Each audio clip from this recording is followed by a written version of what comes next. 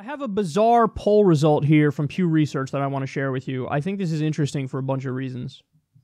So it says, across 38 nations, a median of 75% of people say it is never acceptable for a news organization to favor one political party over others.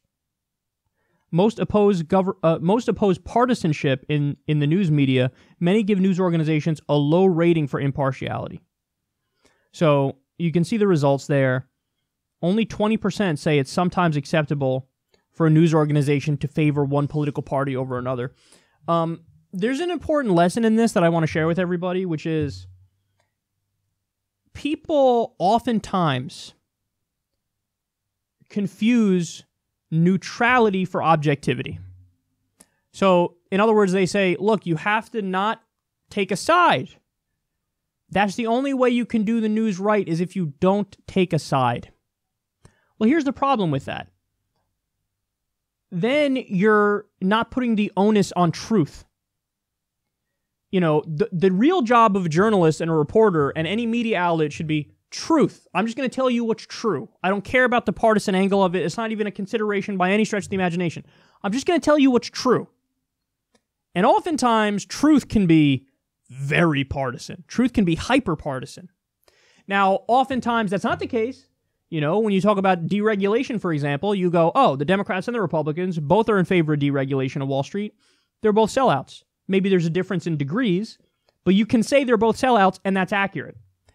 But, you know, for example, on the issue of climate change, there's no equivalence. There's no neutrality there.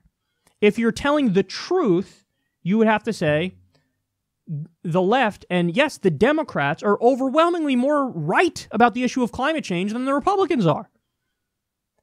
They happen to be in agreement with the science on the issue, and their solutions are more actual solutions as opposed to the Republicans who want to do more, you know, have coal more and natural gas and continue with fossil fuels and give the oil companies whatever the fuck they want.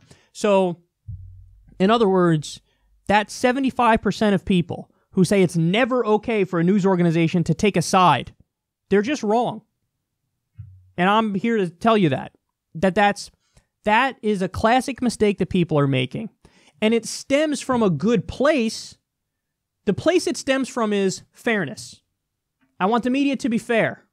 And in order to be fair, you got to hear out both sides. That's where that comes from. So it's an instinct that's understandable. But when you get into the details of it, it turns out to be a terrible idea. Because you don't want to hear both sides of evolution. You know one side is bullshit. That's been established. Climate change, same thing. Do tax cuts for the rich help the economy? There's an answer to that. So you don't hear out both sides and give it 50-50 credence. That's a neutrality bias. What you should care about is objectivity. And oftentimes when you care about objectivity and only the truth, you will paint a picture that's mixed. And it's, hey, this side has a point here, that side has a point there. But oftentimes you get the opposite of that, which is this side is wrong, man. Holy shit, the fundamentalist Christians are incorrect. The secular people are right. So I think that 75% is wrong. It is acceptable for a news organization to take a side and favor a political party over another political party.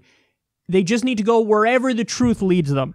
It doesn't matter where it leads them, but wherever it leads them, they should be unapologetic in that pursuit.